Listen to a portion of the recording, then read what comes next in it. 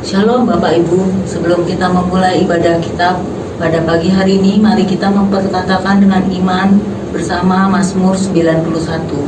Dalam lindungan Allah, orang yang duduk dalam lindungan yang maha tinggi dan bermalam dalam naungan yang maha kuasa akan berkata kepada Tuhan, tempat perlindunganku dan kubu pertahananku, Allahku yang kupercayai. Sungguh dialah yang akan melepaskan engkau dari jerat penangkap burung, dari penyakit sampar yang busuk. Dengan kepaknya ia akan menudungi engkau, di bawah sayapnya engkau akan berlindung. Kesetiaannya ialah perisai dan pagar tembok. Engkau tidak usah takut terhadap kedahsyatan malam, terhadap panah yang terbang di waktu siang, terhadap penyakit sampar yang berjalan di dalam gelap, terhadap penyakit menular yang mengamuk di waktu petang. Walau 1.000 orang rebah di sisimu dan 10.000 di sebelah kananmu, tetapi itu tidak akan menimpamu. Engkau hanya menontonnya dengan matamu sendiri dan melihat pembalasan terhadap orang-orang fasik. Sebab Tuhan ialah tempat perlindunganmu, yang maha tinggi telah kau buat tempat perteduhanmu. Malapetaka tidak akan menimpa kamu, dan tulah tidak akan mendekat kepada kemahmu. Sebab malaikat-malaikatnya akan diperintahkannya kepadamu untuk menjaga engkau di sepanjang jalanmu. Mereka akan menatang engkau di atas tangannya, supaya kakimu jangan terantuk kepada batu. Singa dan ular tedung akan kau langkahi, engkau akan menginjak anak singa dan ular naga. Sungguh hatinya melekat kepadaku, maka aku akan meluputkannya. Aku akan membentenginya, sebab ia mengenal namaku. Bila ia berseru kepadaku, aku akan menjawab, aku akan menyertai dia dalam kesesakan, aku akan meluputkannya dan memuliakannya. Dengan panjang umur akan kukenyangkan dia dan akan kuperlihatkan kepadanya keselamatan yang daripadaku. Shalom. Puji nama Tuhan. Saya berharap kita semua, Bapak, Ibu, Saudara sekalian yang ada di rumah ataupun dimanapun kalian berada, kita ada dalam keadaan sehat, kita dalam keadaan baik-baik, karena kasih perlindungan Tuhan selalu ada dalam kehidupan kita semua. Haleluya. Mari kita siapkan hati dan pikiran kita, mata kita tertuju kepadanya. Kita mau beribadah kepadanya, kita mau menyembah Tuhan, memuji, memuliakan nama. Haleluya, haleluya. Mari kita satu dalam doa. Terpujilah namamu, Allah kami yang hidup, Bapa yang kekal. Di dalam nama anakmu Yesus Kristus, Tuhan kami yang hidup. Terima kasih Tuhan, buat kasih anugerah-Mu yang besar, buat pertolongan-Mu, perlindungan-Mu dalam kehidupan kami anak-anak-Mu. Haleluya, haleluya. Haleluya, terima kasih Yesus. Di pagi hari yang indah ini, kami mau datang di hadapan-Mu.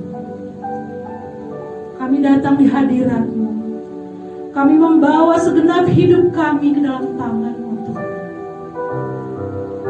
Oh haleluya, haleluya, biarlah Tuhan, Kau yang penuh kasih senantiasa melimpahkan anugerah-Mu, berkat-berkat-Mu melimpah dalam kehidupan. Haleluya, haleluya. Kerinduan kami datang kepada-Mu, Tuhan. Kami mau lebih lagi dekat dengan-Mu. Kami mau memuji, memuliakan nama-Mu, Tuhan Yesus.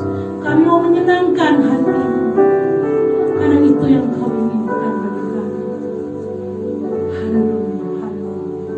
Biarlah ibadah ini dari awal pertengahan kami alaskan hanya di dalam nama Tuhan Yesus Kristus, Tuhan dan Juru Selamat kami yang hidup. Haleluya, haleluya. Masih tetap dalam hadirat Tuhan. Haleluya, haleluya, terima kasih. Kami rindu masuk dalam hadirat-Mu, Bapa. Kami mau masuk dalam hadirat-Mu.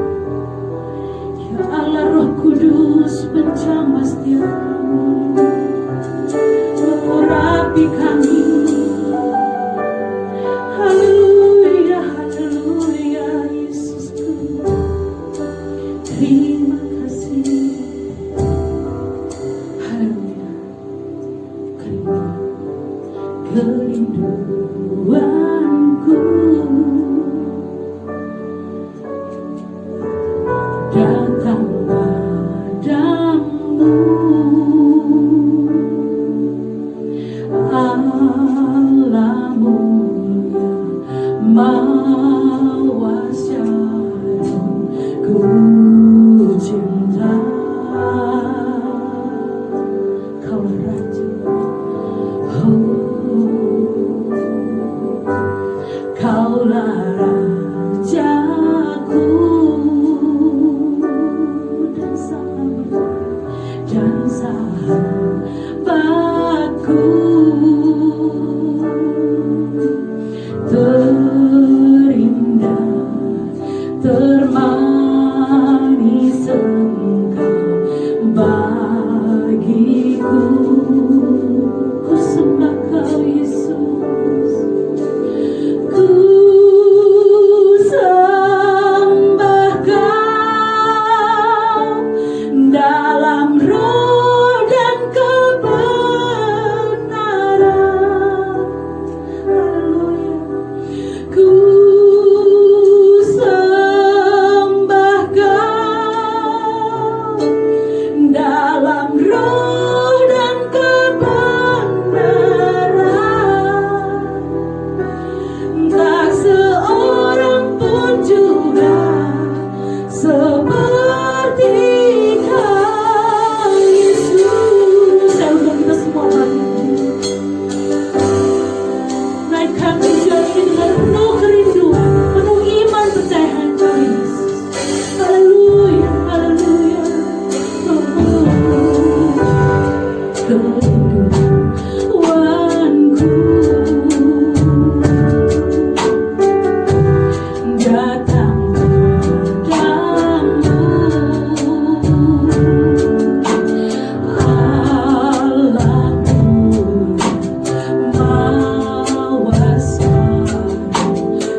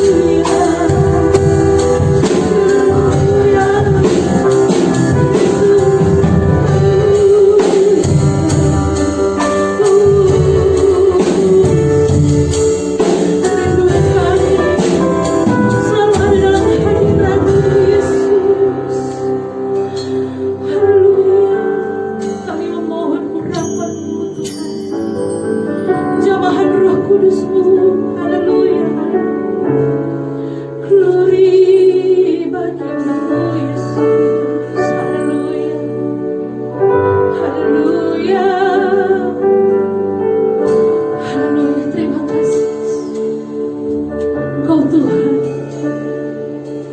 yang ajaib dalam kehidupan kita. Kau selalu melakukan mujizat-mujizat-Mu dalam kehidupan kami, Yesus.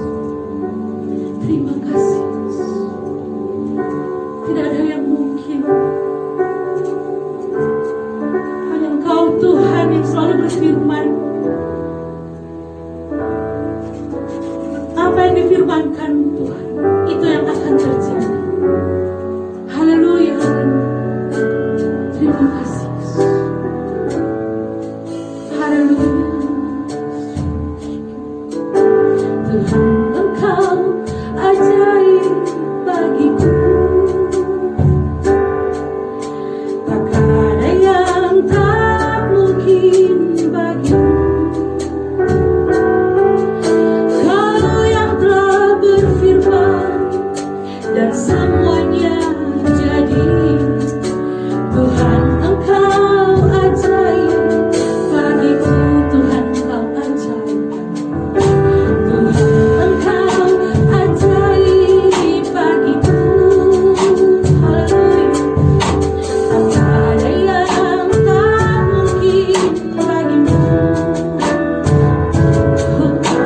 Semua yang ku saksikan perbuatan utama-Mu. Tuhan, Engkau ajaib bagiku. Angkat tanganmu, katakan sungguh percaya tiada yang mustahil. Mujizat masih ada dalam hidupku.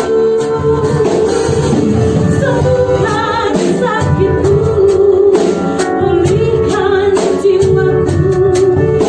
Mujizat masih ada bagiku. Ayo sungguh ku percaya tiada yang mustahil. Mujizat masih ada dalam hidupku. Sembuhkan sakitku, pulihkan jiwaku. Mujizat masih ada bagiku. Sekali lagi katakan, sungguh percaya tiada yang mustahil. Dengan iman, mujizat masih ada dalam hidupku. Sembuhkan sakitku, amin. Pulihkan jiwaku. Mujizat masih ada bagiku.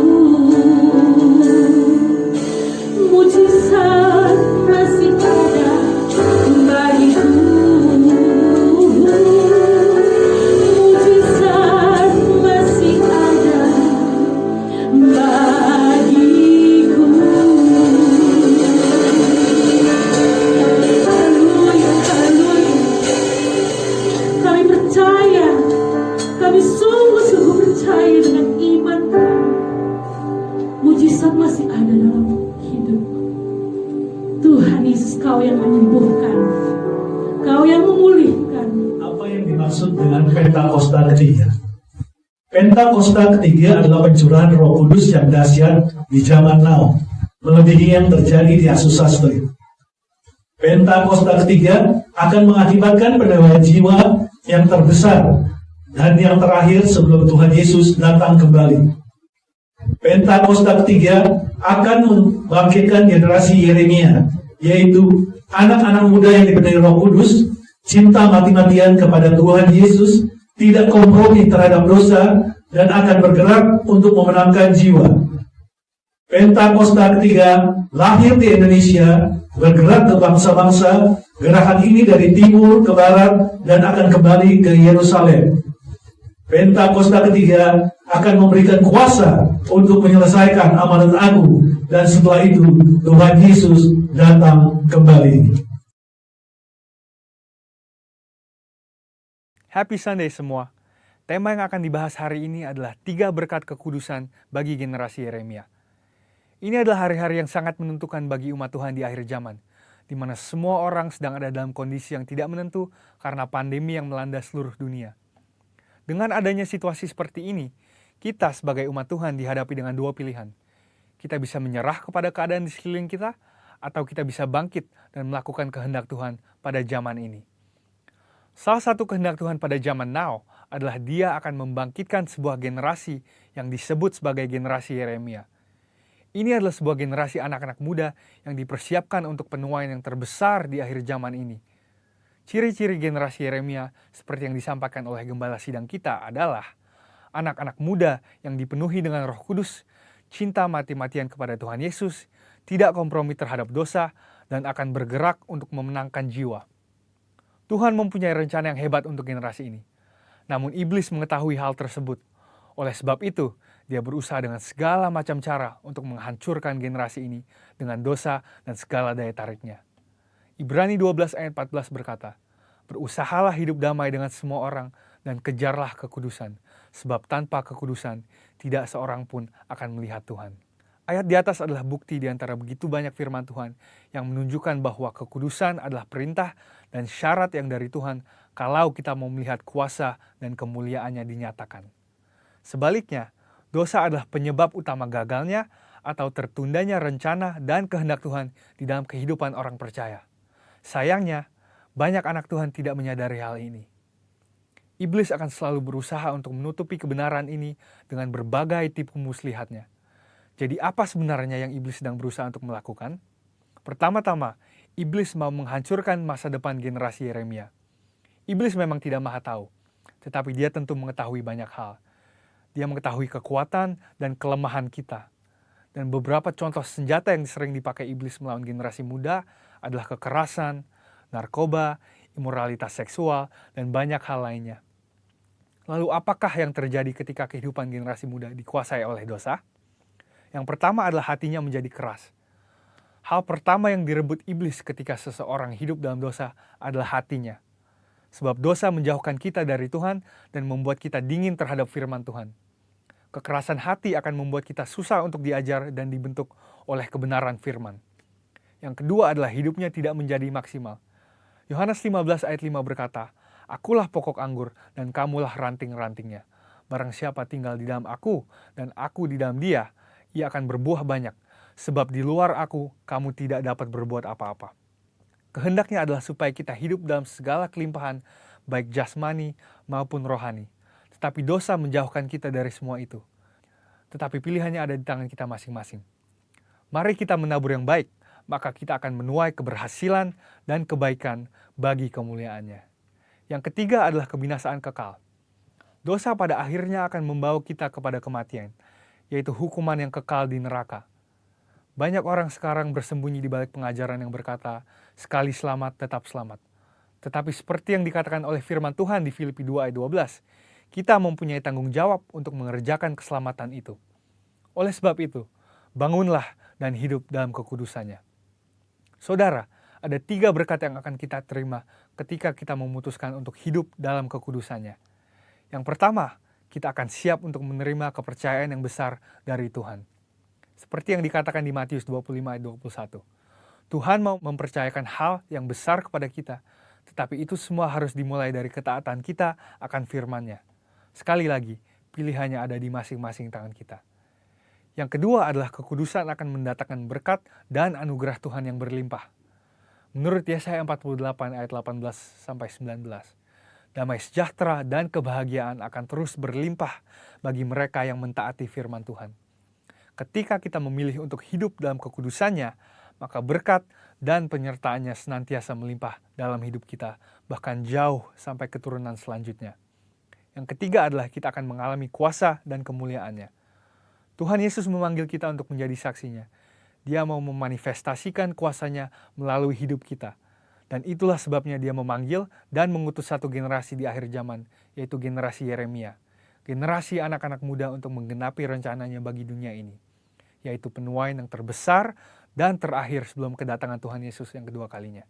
Oleh sebab itu, ambillah keputusan untuk hidup di dalam kekudusan Tuhan, supaya rencananya yang indah digenapi di kehidupan kita semua.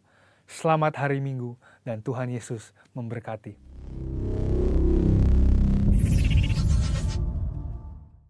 Terima kasih Yesus. Glory, haleluya.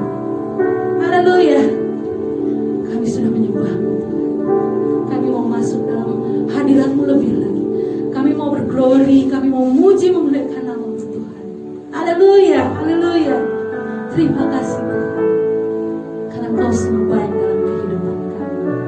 Kami tidak pernah ragu akan kasih dan kesetiaan-Mu ya Tuhan Yesus. Haleluya, terima kasih. Terima kasih. Yang mau memuji Tuhan, sama-sama kita katakan amin. Masih tetap dalam posisi berdiri, tetap dalam sukacita Tuhan. Kasih senyum kanan kiri ke suami, ke istri, ke anak, ke saudara, atau ke siapapun. Haleluya. Kita tidak pernah ragu akan kasih. Aku yakin dan aku itu juga sudah. Haleluya.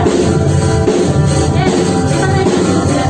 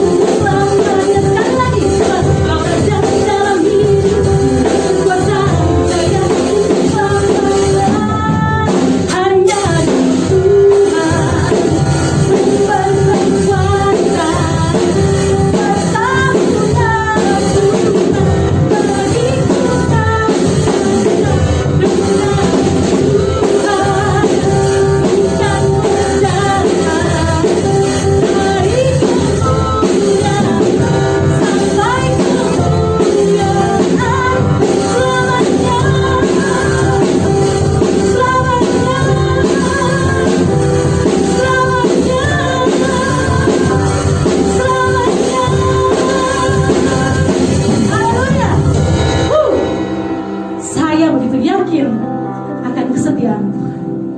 saya pun mau setia terus bersama Tuhan, mengikut Tuhan. Haleluya. Kita siapkan hati kita untuk masuk dalam hadirat Tuhan lebih lagi.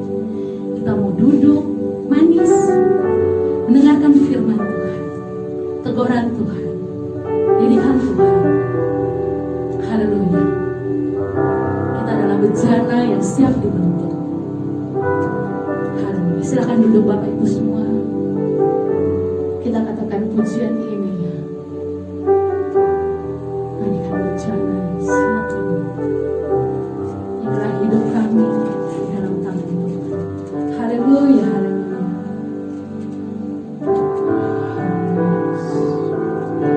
Bagaikan bejana siap dibentuk, demikian hidupku di tanganmu, dengan urapan kuasa rohmu, ku dibaharui selalu. Jadikanku Allah dalam rumahmu.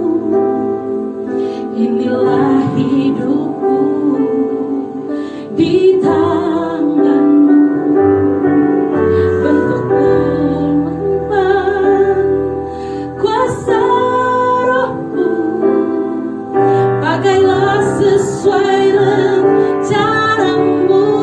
Katakan ku mau seperti Yesus, ku mau seperti-Mu Yesus, disempurnakan selalu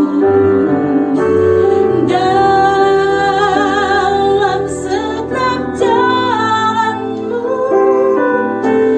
memuliakan nama-Mu. Dengan imanku mau seperti-Mu Yesus,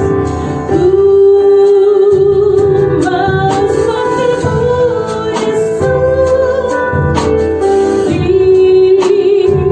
disempurnakan selalu dalam setiap jalanku, memuliakan nama-Mu. Sekali lagi, ku mau seperti Yesus, mau seperti-Mu Yesus, disempurnakan selalu dalam setiap jalanku, memuliakan nama-Mu, memuliakan nama-Mu.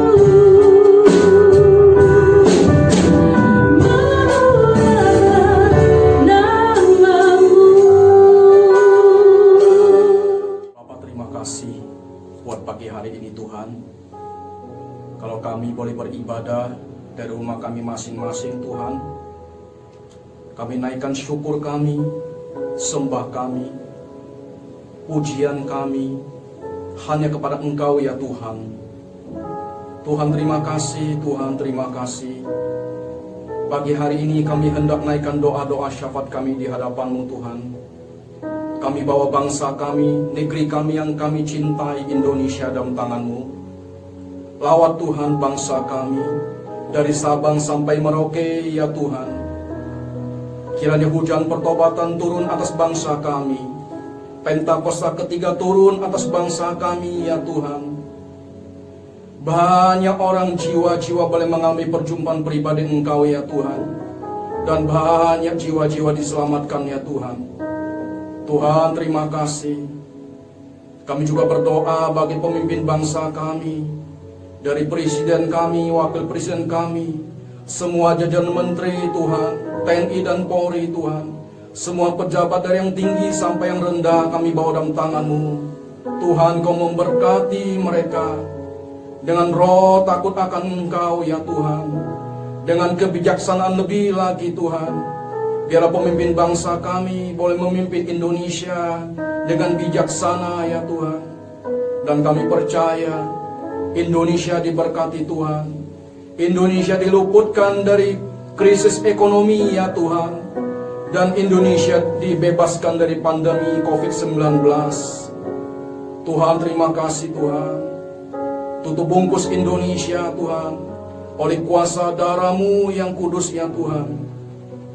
Tuhan, pagi hari ini kami juga berdoa bagi gembala sidang kami, Bapak Insinyur Niko Nyotoro Harjo, beserta keempat wakilnya Tuhan. Tuhan, urapi hamba-hamba-Mu, pakai hamba-Mu lebih lagi. Sebagai pembawa pesan Pentakosta ketiga ya Tuhan, dari Indonesia sampai ke bangsa-bangsa, dan kembali kepada Yerusalem ya Tuhan. Berkati hamba-Mu Tuhan, berikan kekuatan buat hamba-Mu ya Tuhan, sehingga hamba-Mu boleh menyelesaikan amanat agung ya Tuhan. Tuhan, terima kasih. Tutup bungkus hamba-Mu dengan darah-Mu yang kudus ya Tuhan. Tuhan, kami juga berdoa bagi Bapak Gembala kami Pak Hendro Basuki, dan Wakil Gembala kami Pak Dion ya Tuhan, kami bawa dalam tangan-Mu. Urapi hamba-Mu Tuhan, pakai hamba-Mu lebih lagi Tuhan. Biarlah hamba-Mu Engkau berikan kekuatan, hikmat lebih lagi Tuhan. Karunia-karunia Engkau berikan lebih lagi Tuhan.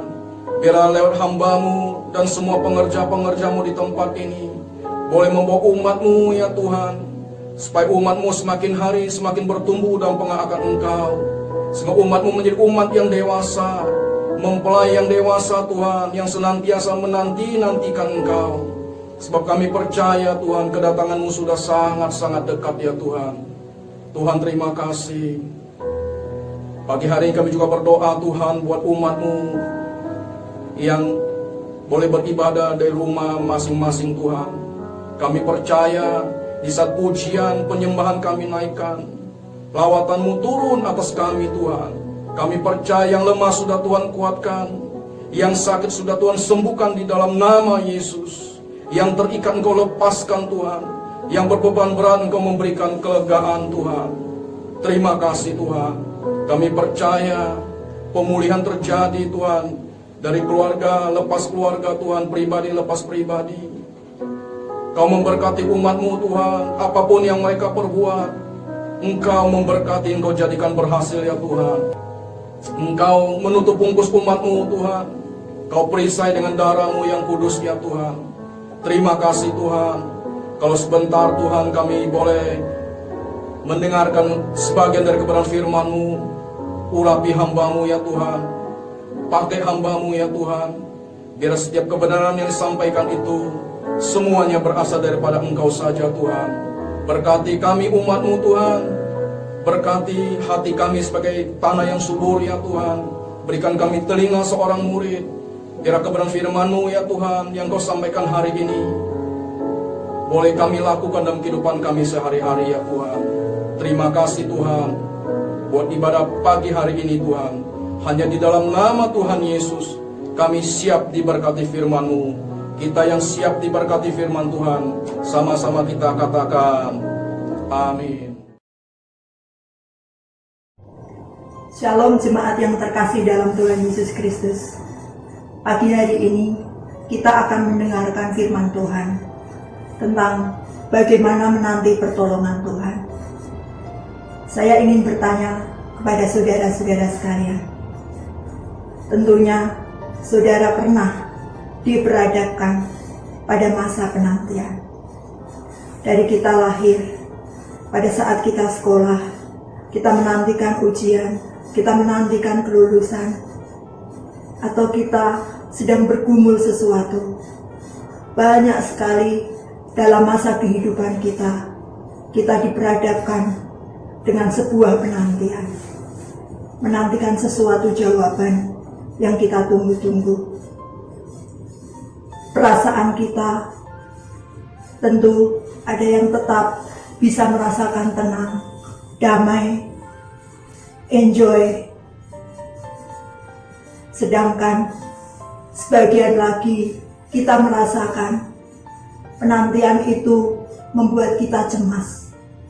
Penantian itu membuat kita tidak tenang. Penantian itu bahkan terkadang membuat galau perasaan kita, membuat kita deg-degan.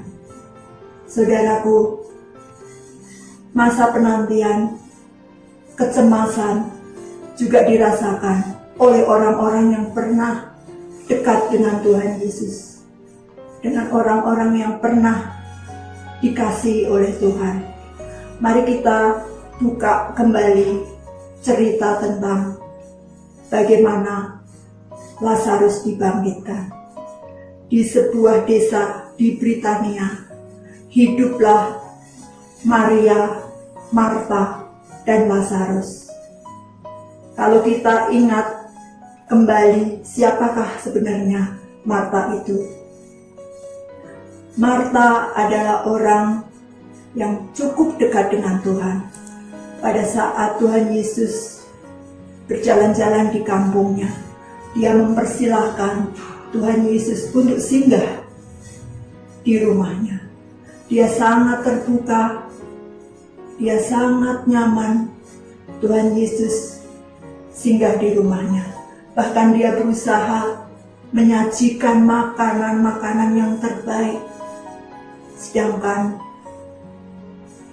Maria adiknya, dia menyambut Tuhan Yesus ke rumahnya dengan duduk dekat kaki Tuhan Yesus, mendengarkan setiap apa yang Tuhan firmankan. Dan di Yohanes 11 ini juga diceritakan, Tuhan Yesus juga mengasihi Lazarus. Tentunya sebagai orang-orang yang dekat, orang-orang yang dikasihi Tuhan Yesus, pada saat mereka menghadapi masalah, dia tahu siapa yang dapat menolong, siapa yang sanggup menolong. Pada saat Lazarus sedang sakit keras, dia memberikan kabar kepada Tuhan Yesus. Tuhan, ini yang Engkau kasihi sedang sakit keras. Datanglah segera memberikan pertolongan, karena tanpa pertolongan dia tidak akan selamat. Tidak ada yang sanggup lagi yang dapat menolong Lazarus. Hanya Tuhan Yesus satu-satunya harapan.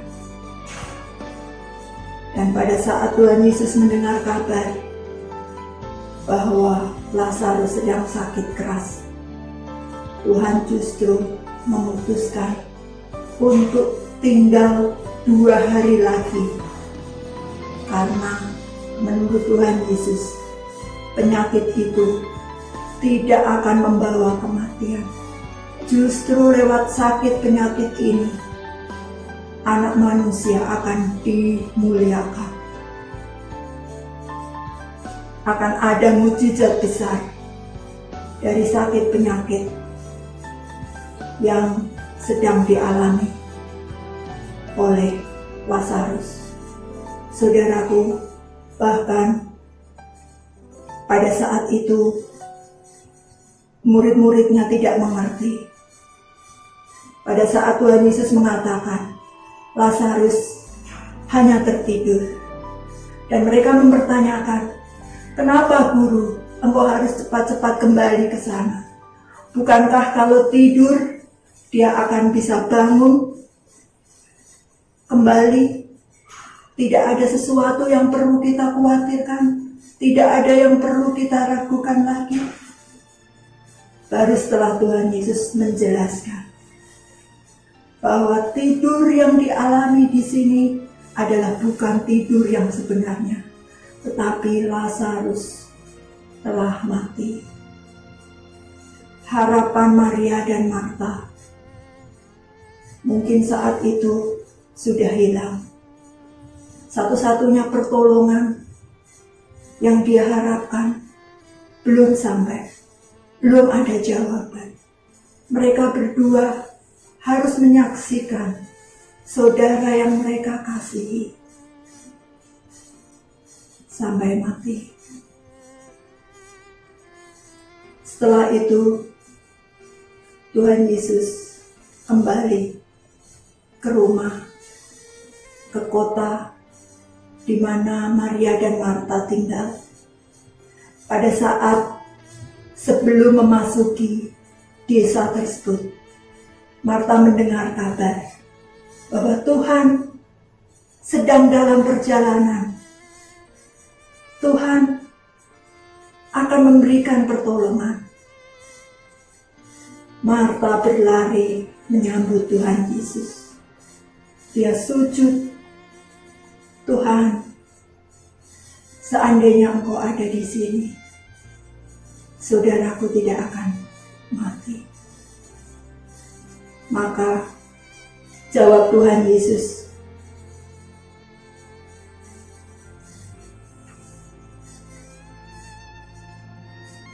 dia akan bangkit. Dia akan dibangkitkan. Marta tidak mengerti apa yang dimaksud Lazarus akan bangkit. Dia berpikir bahwa di akhir zaman nanti Lazarus akan dibangkitkan, akan mengalami kehidupan kekal. Marta sadar betul bahwa tidak ada yang mustahil bagi Tuhan. Tuhan sanggup melakukan apapun, tapi dia masih belum mengerti apa yang Tuhan katakan. Kemudian dia membisikkan kepada saudaranya, Maria, Tuhan datang, Guru datang, dia mencari engkau. Maka Maria bangkit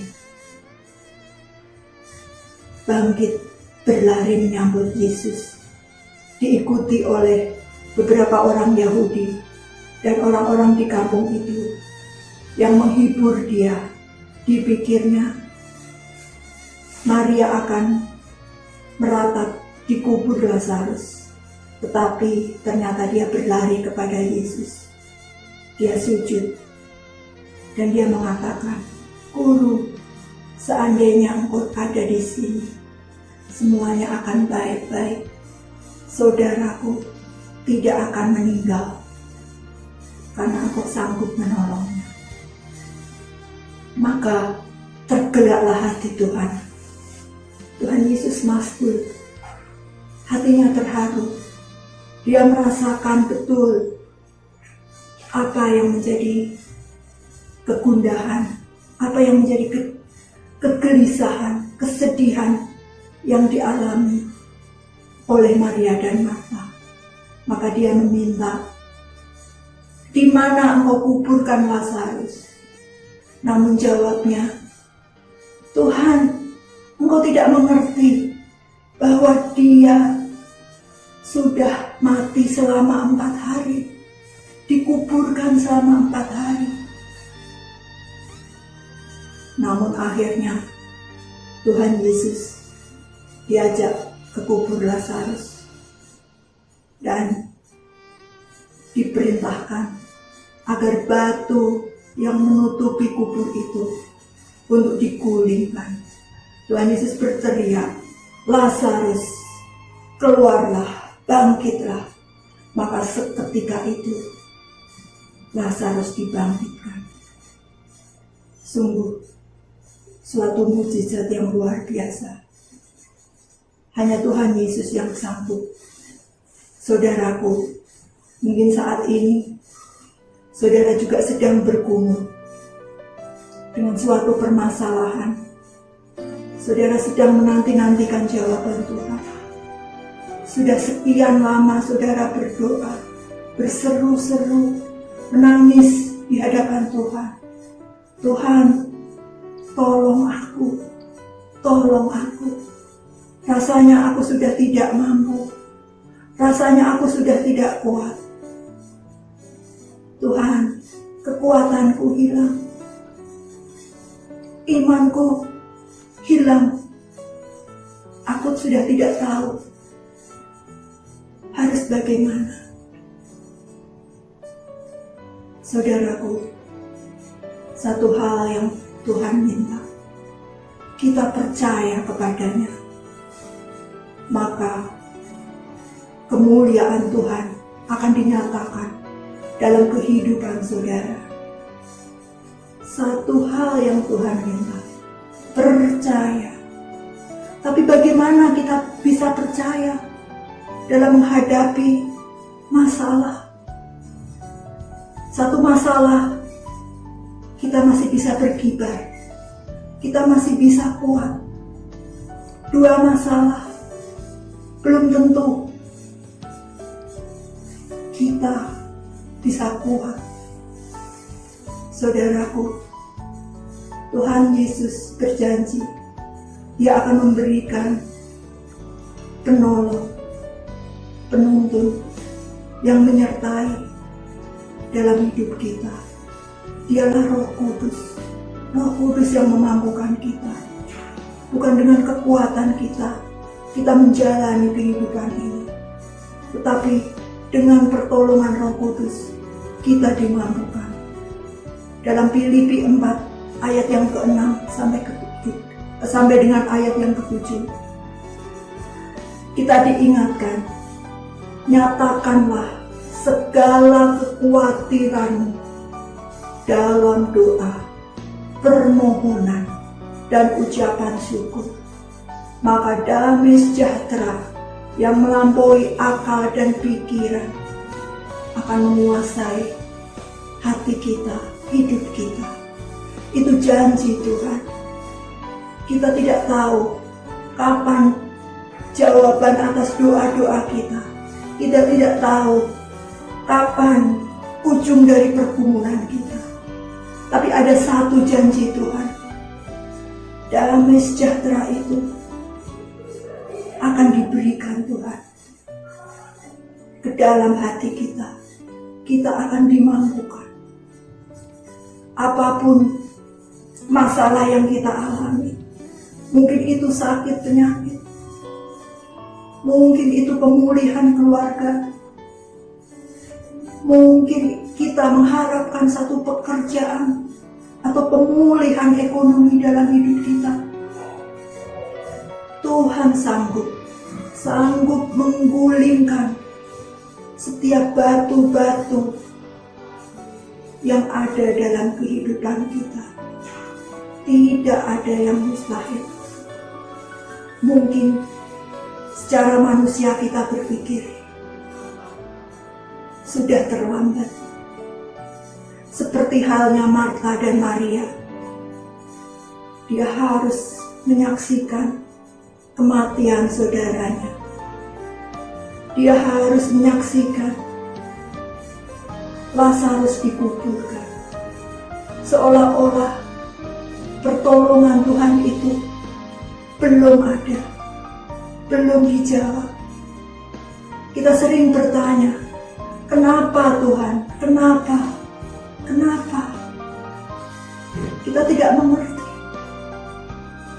Kapan waktu Tuhan? Kapan? Kita tidak bisa memaksakan Tuhan, karena waktu kita adalah bukan waktu Tuhan, dan kehendaknya adalah bukan kehendak kita. Rancangannya adalah bukan rancangan kita. Dia tahu waktu yang terbaik. Dia tahu jawaban yang terbaik. Tugas kita percaya kepadanya. Biarlah kekuatan Roh Kudus yang memampukan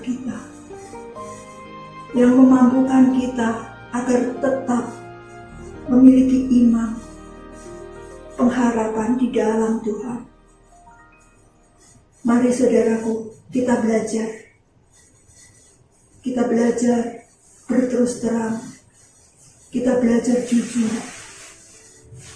Apa yang menjadi beban kita, apa yang menjadi keraguan kita. Saya belajar di saat saya menghadapi permasalahan. Kalau saya tidak mampu, saya jujur ke Tuhan. Tuhan, aku tidak bisa, aku ragu, aku tidak bisa tenang. Tapi satu hal Tuhan, aku ingin percaya kepadamu. Aku ingin imanku tetap dibangkitkan. Angkat segala keraguan-raguanku. Bangkitkan imanku. Maka damai sejahtera itu Tuhan berikan. Beban itu tidak lagi ada dalam diri kita. Tapi Tuhan yang sedang memegang masalah kita. Saudaraku, mari kita belajar. Bagi kita, orang-orang yang mengasihi Tuhan, Tuhan tidak pernah meninggalkan kita. Bahkan pencobaan-pencobaan yang kita alami adalah pencobaan-pencobaan biasa yang tidak melebihi kekuatan kita. Biarlah firman Tuhan pagi hari ini mengingatkan kita agar kita semakin dekat bersimpuh, berlutut di hadapan Tuhan, dan kita bawa segala kekhawatiran kita, segala kegelisahan kita di hadapan Tuhan.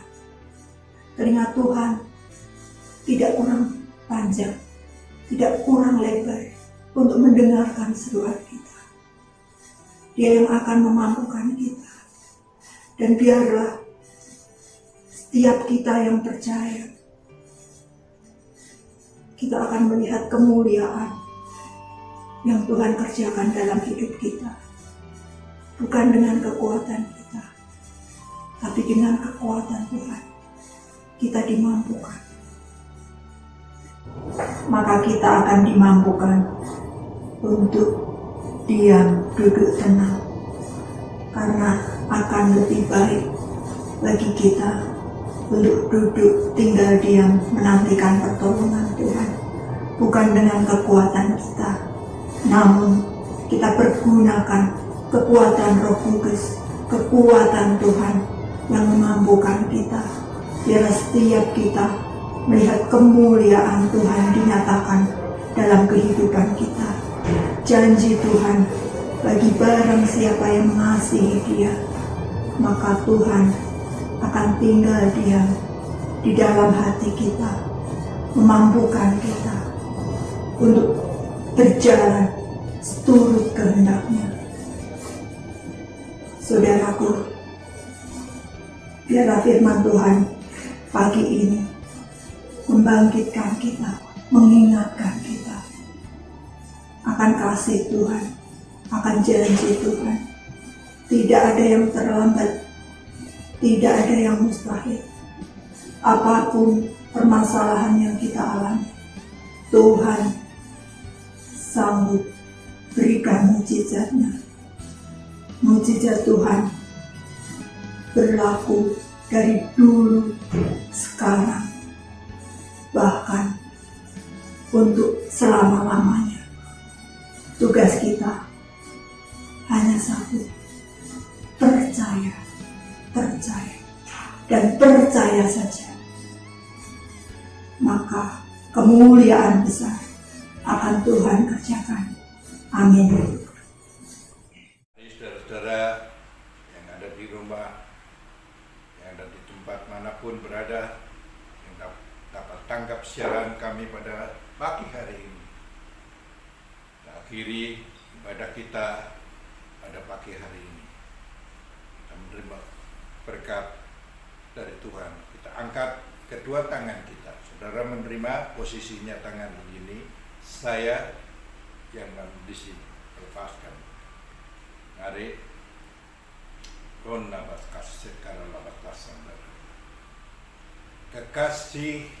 kekasih Tuhan, terimalah berkat dan damai sejahtera yang berlimpah-limpah dari Allah Bapa dalam menaik tunggal Tuhan Yesus Kristus.